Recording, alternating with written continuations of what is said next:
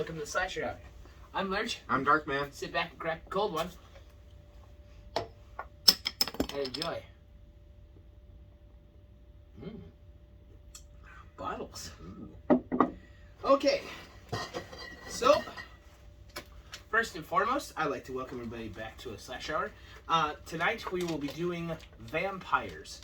The first thing I want to do is our top 10. It's going to be our top 10 favorite vampires, folklore, and everything like that. I want to shout out this book right here. This is called A Punk Rock Vampire Story, Blood Feud, The Gravedigger Series 1, written by Matthew R. Miller. This book is very good. Matthew R. Miller actually just started a new YouTube channel, and I'm going to link his YouTube channel in the description box below. Please, please, please go check out this book. It's a 4-part series. 3 of them are out right now, but the first part is a punk rock vampire story. Very, very good. Matt Miller is a very good guy. Go check out his book. Go check out his channel. Also, in the last video, I linked Nathan's, Your Dark Nate, YouTube channel in the description below. You can go check him out. He's the one who does their music. Also, Art with Horror and the Canadian Crypt. Please go check out their channels. So, we're going to do our top 10, and I'm going to let Darkman go first. Okay. This is in no order whatsoever. But my favorites are Underworld. All of them. Okay. All 3 of them. Queen of the Damned. Even though I haven't seen that in a long time, but that's Great a good movie. one. Great movie. Yep. And then, of course, The Lost Boys. Fright Night, the original Fright Night. From Dusk Till Dawn.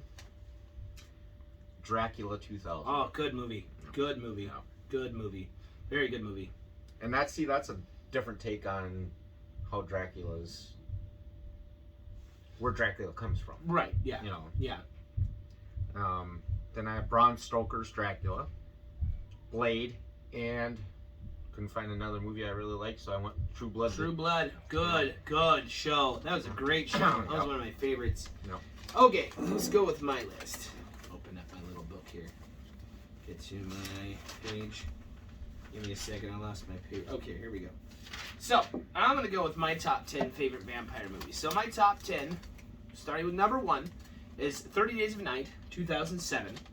With release date October 19th, 2007. Directed by David Slade, starring Josh Hartnett, Melissa Gorge, Danny Hudson, Ben Foster, who I share a birthday with, which is pretty awesome, and Mark Boone Jr. Box office is $75.5 million. Yeah. I think that my favorite kill in this movie is probably gonna go with the trencher scene, where they're running down. He's got that trencher. It's like digs him out of snow. It's got like a snow plow on the front. Oh, and it's got that saw blade on the back end of it, and he's chopping him apart and shooting him. And he crashes into the house. He's like, "You're not gonna eat me." It's got a big old TNT stick, and he blows up. That's such a good movie. The only part I don't like about it is at the very beginning of it, like you can't really see the vampires. It's like a little too like fast. You can't really get a good look at them until I don't know. That's like my only downfall with that movie. Number 2 is gonna go with The Lost Boys as well. July 31st, 1987 was the release date. The director is Joel Schumacher, starring the Coreys, Corey Haim and Corey Feldman, Kiefer Sutherland, Josh Pettick, Diane West, the late great Edwin Herman, and it boxed office at $32.2 million. Another one of those movies that I really like, and it's a cult classic.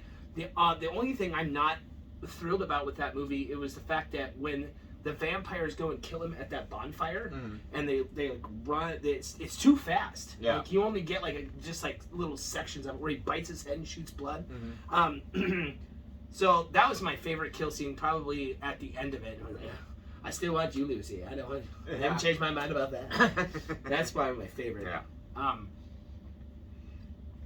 It also spun off 2 different sequels. The Tribe and the Thirst, and the second one was actually not bad. It had Tom Savini in the second one and Corey Feldman in it. Corey Haim's in it as well, but at the end of it. Number 3, moving on, Bram Stoker's Dracula, released November 13th, 1992, directed by Francis Ford Coppola, starring Anthony Hopkins, Gary Oldman, Keanu Reeves, and my other birthday buddy, Winona Ryder, Box office at $215.9 million. Back in 1992, that's insane. Mm-hmm. That is insane. Ah, God, favorite kill from that movie.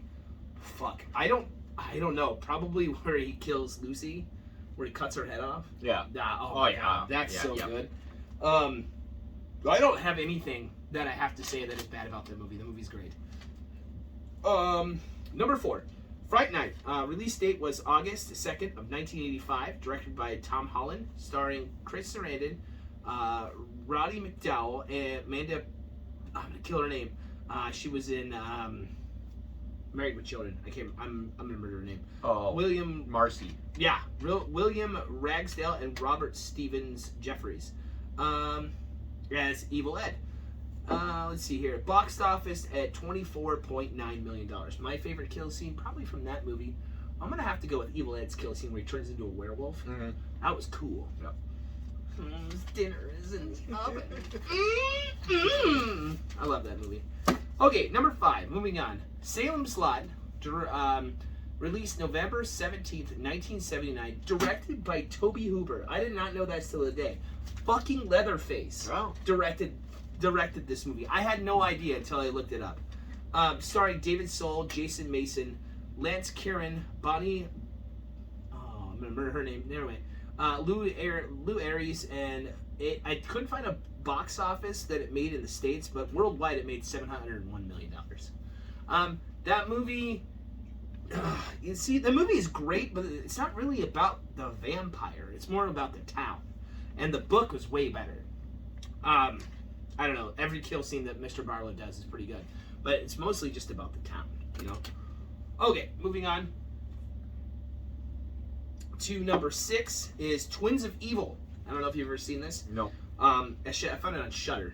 It was released in June of '72, directed by John Hugh, starring Peter Cushing. And before he blew up Alderaan, he was slaying vampires. Madeline Coulson and Mary Coulson, David Warbeck.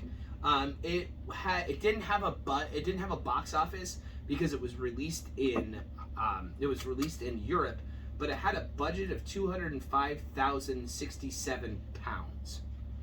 So whatever that is in U.S. currency.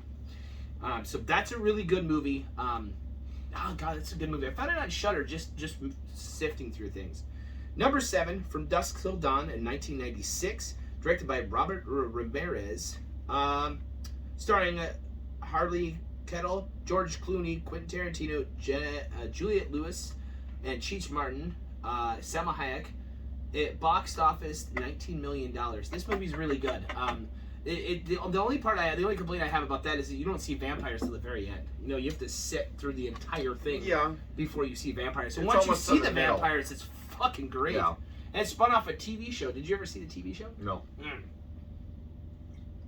Bro, the TV show was great. Moving on to number 8. Obviously, this is a little bit silly, but Once Bitten. See, and I was going to put that on my list, but I love this movie. It was released November 15th in 1985, directed by Howard Storm, starring Lauren Hutton, Jim Carrey, Karen Coppins, and it boxed office only at $10 million. I know it's a little bit silly. It's not really what vampire movies are, but I really do like that one. So number 9. This is another silly one, but Dracula Dead and Loving. I fucking love that movie. Released December 22nd, 1995. Directed by Mel Brooks, starring Leslie Nielsen and Mel Brooks. Box office at $10.7 million. I don't know. I love that fucking movie. Mm-hmm. That's a good movie. Yep. Anything with Leslie Nielsen. Renfield! You go sit there. You stay down there. Number 10, Blade. August 19th, 1998. Directed by Stephen Norrington. Stars Wesley Snipes and Stephen Dorff, and a box office $131.2 million. But Chris Christopherson's in that movie too. I know he is. I just skipped over him. I skipped over him. Sorry. No, Blade is awesome. I saw that in the theaters too. That was a fucking great movie. So that's number 10. But I did put one more because I was looking through stuff and I couldn't skip this one. But John Carpenter's Vampires, released October 30th. 98, directed by John Carpenter, starring James Woods, Daniel Bolton, Mark Boone Jr., Thomas Ian Griffin. Mark Boone Jr.'s in that? Yeah. Wow. Yeah, you didn't know that? No. Yeah. Thomas Ian Griffin is actually in the Cobra Kai series, and he was Terry Silver in Karate Kid Part 3. Yeah, but who's Mark Boone Jr.? Mark Boone Jr. is in James Woods', it's in his Vampire Club. Well, I know, but what else did he... More famous, so... Mark Boone Jr.? Yeah. Mark Boone Jr. was in everything. Yeah. He was in Batman. He was in Sons of Anarchy. Well, yeah, that's where I was going with it. Yeah, Sons okay. of Anarchy. This movie box office $20.3 million. Valak. Okay, some honorable mentions. I got Vampire's Kiss from 1998. And you guys can go out and you can check out these movies. I got a pretty good list. So Vampire's Kiss, 1988. Stakeland, 2011. Sundown, 1989. Abraham Lincoln, Vampire Hunter in 2012. Don't make fun of me. I like that movie. Fuck you guys. Dracula Untold, 2014. Saw that. That's a great movie. Nosferatu, 1922. Nosferatu actually turns 100 years old this year. Yep. That's crazy. I've actually never seen this movie, the original. Last Rites, 1980. Life Force, 1985. Subspecies, which I've never seen either, but I heard that's great. 1991. Night Flyer, another one I've never seen, was 1987. Dracula movies, 1931, 1979, 2000, 1958, 1963, or 73, 1969, 1974, 1960, 2005, and 1936. Dracula's Blood of Dracula's Castle, 1969. Mark of the Vampire, 1935. The Fearless Vampire Killers, 1967. Kiss of the Vampire, 1963. Although I don't think that's really a very good movie if you're squeamish. I don't think that's appropriate. Yeah. I'm not sure. I started reading off and then I read what that movie is. So skip Kiss of the Vampire. Scars of Dracula. 1970, Dracula Point 3000, 2004, Son of Dracula, 1973, Let Me In, 2010. That's a good movie. There are more than 200 films that mention Dracula. Bram Stoker's Dracula came out in 1897. The first vampire ever to come out on screen was 1896 in The Devil's Castle. Okay, what's up? Oh, you need a beer? Jeez. Well, yeah. Sorry, I'm talking. A little bit about vampire folklore. I have Robin's list. Oh, you have Robin's list too? Yeah. Okay. So a little bit about vampire folklore. In Eastern European, it turned up in the late 17th and 19th centuries. In 1819, The Vampire was written by John Polderi. He was an Italian physician that discovered a blood disorder called porphyria. Porphyria is also known as the vampire disease. Symptoms include sensitivity to sunlight, leading to facial disfigurement, darkened skin, let's see here, and hair growth. Fangs. Gums will proceed, exposing the teeth to look like fangs. Doctors in this time would recommend that patients would drink blood to make up for their low blood count. But to drink blood, they wanted them to drink animal blood. Garlic. You would have a really bad allergic to garlic that would attack with pain. Reflections in mirrors. Now that comes from people with porphyria. With the facial disfigurement, over time it would become worse and worse, and people that would avoid mirrors. Let's see here. The reason people with vampire disorder were scared of crucifixes during the years from 1478 to 1834, 600 people with a vampire with porphyria were burned at the stake for having porphyria. This is why people feared Christian symbols. So during the Spanish Inquisition, they were burned at the stake for having this. Now, porphyria is an incurable disorder that still plagues mankind to this day. With stem cell research, pain meds, and mental health, it's treatable. 8 years before Bram Stoker's book came out, several different types of porphyria were discovered. King George III also had porphyria that drove him insane. He lived from 1738 to 1820. Porphyria is also inherited from both parents. It's a very rare gene disorder. They would call it the royal disease because people in royalty would have it. It comes from inbreeding, and where the blood, to keep their bloodline strong, they were actually just weakening it. People that with porphyria would bury their dead with cages over the top of them so they would not come back to life. So, that is a little bit of vampire folklore. And that's what I got. Okay. Well, now here's my wife Robin's list. She only has 6 movies, but she has some books. Oh. So, number 6, Vampire Kiss, 1998, Nicolas Cage. It's batshit insane, she says. It's awesome. It's a good movie. Number 5, Once Bitten, 1985. Jim Carrey, funny. Number 4, Bram Stoker's Dracula. Gary Oldman. Love Gary Oldman. Intense. Oh, good. Yeah. Yeah. Number 3 is Lost Boys. Frog Brothers. Love vampires. Meet punk rock. Yep. You know. Blade. Wesley Snipes. Perfection. Favorite Marvel movie.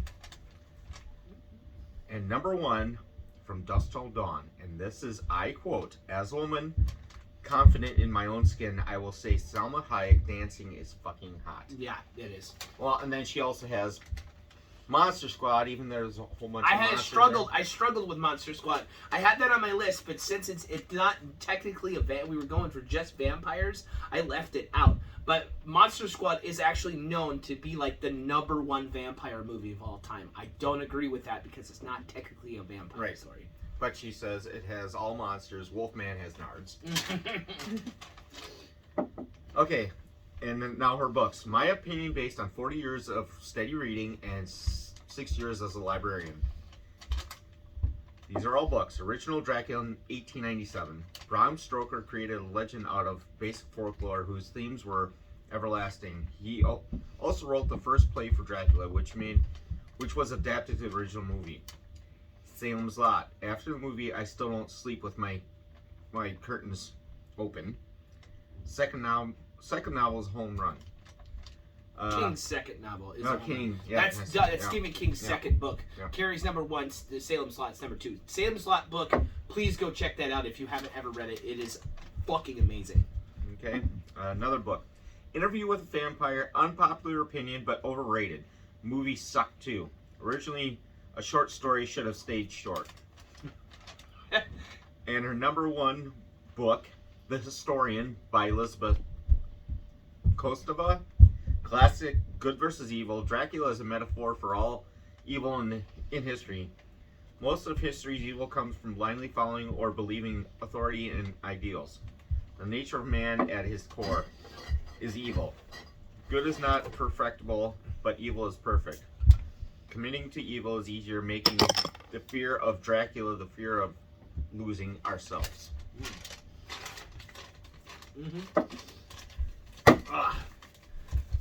So, with all that being said, what is your favorite vampire movie of all time? It's got to be Dracula 2000. Really? Yep. You take Dracula 2000 over Lost Boys? Like, yes. Really? Why? Give me a reason why. And I'll give you the reason why you're wrong. Well, okay.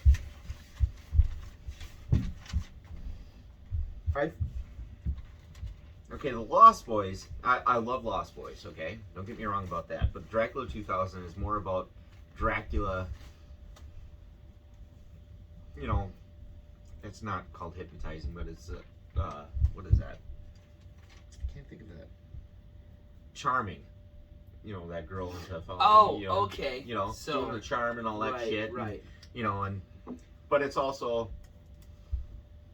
a different take on where Dracula comes from. Instead of Vlad the Impaler and all that stuff, you know, it's more of Judas Iscariot, and, you know, and that's why there's, you know, they can't stand crucifixes, and, you know, the silver, they're afraid of silver too, but silver doesn't hurt them, but you know. Right, it gave it a little bit more of a backstory from your opinion. Yeah. Okay. Yeah. See, and then like I kind of have a problem with silver because, I have a problem with all of that just because I did right all about porphyria and why people feared crucifixes. Yeah. I had no idea that they were burning people at the stake for this.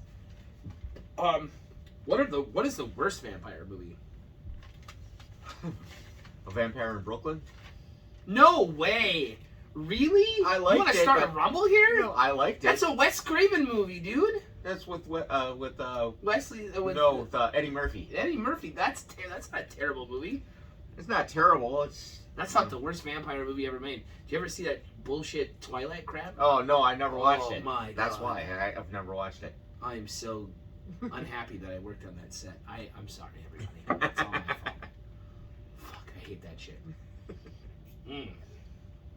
No, I think the best vampire movie ever made that I ever saw was 30 Days a Night. It was, God, the only thing. Even better than From Dusk Till Dawn, though? Yeah. Oh yeah, Blues Dust Till Dawn. Like it is action packed from start to end. It's a horror movie. It's suspenseful. There's a few things I don't like. The few things, because I don't think anything's perfect, but the few things that I don't like are the fact that the camera moves around when they first see the vampires way too fast, and number two, they're speaking an old language, which kind of makes sense, but they didn't do it that often. I don't know. You didn't really have to do that. It was a little too much for me. The kill scenes were great. I generally like vampire movies that stick to the general rules. Sunlight will kill them. Stake through the heart will kill them. A crucifix will hurt them. I like adventure vampire movies where, the group of the heroes have to go fight like a nest of vampires, but there's always one vampire that you don't know is there, and they're the master, right? So like a couple of like the Lost Boys is one of them. Monster Squad is another one, although it's not really a vampire movie.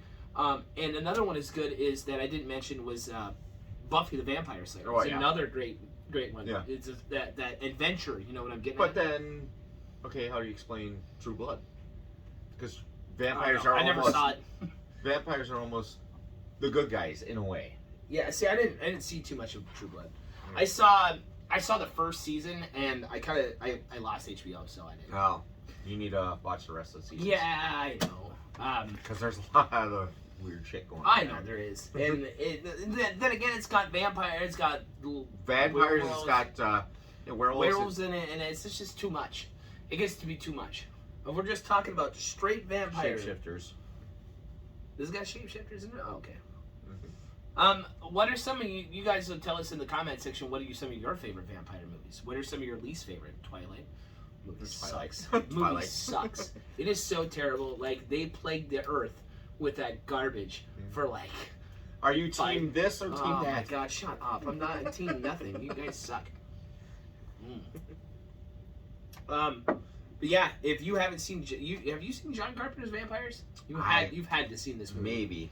Yeah, Mark Boone Jr. is in it. He's part of like James Wood's team where they go into and they hunt the nest. Another example of action vampire movies, like that suspense where they have to go and find him. And the main vampire, Valak, is looking for this black cross that can make him walk in the daylight. And okay, but Van Helsing is part of that, though. Not a vampire movie. But Van Helsing is in Bram Stoker's. Right, but Van Helsing with what's his nuts, the Wolverine guy. Oh, yeah. No, okay, Hugh Jackman. Yeah, that movie was a little too, I don't know, kid-friendly for my taste. Yes and no. It was just the CGI on it was kind of lame. I wasn't really a fan of that. No. But in Blade, was it Blade or was it the Underworld? No, it had been Blade, where he's going in and he's got those light bombs and shit like that.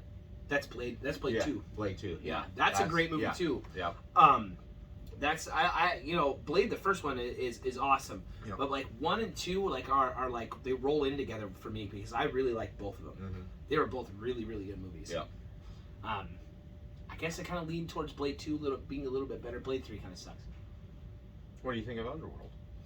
I think I've only seen the first 2. Is there like 3 or 4? 3. I think I've seen the first 2. Which one's the one where they're like in a castle or some shit? Is that 3?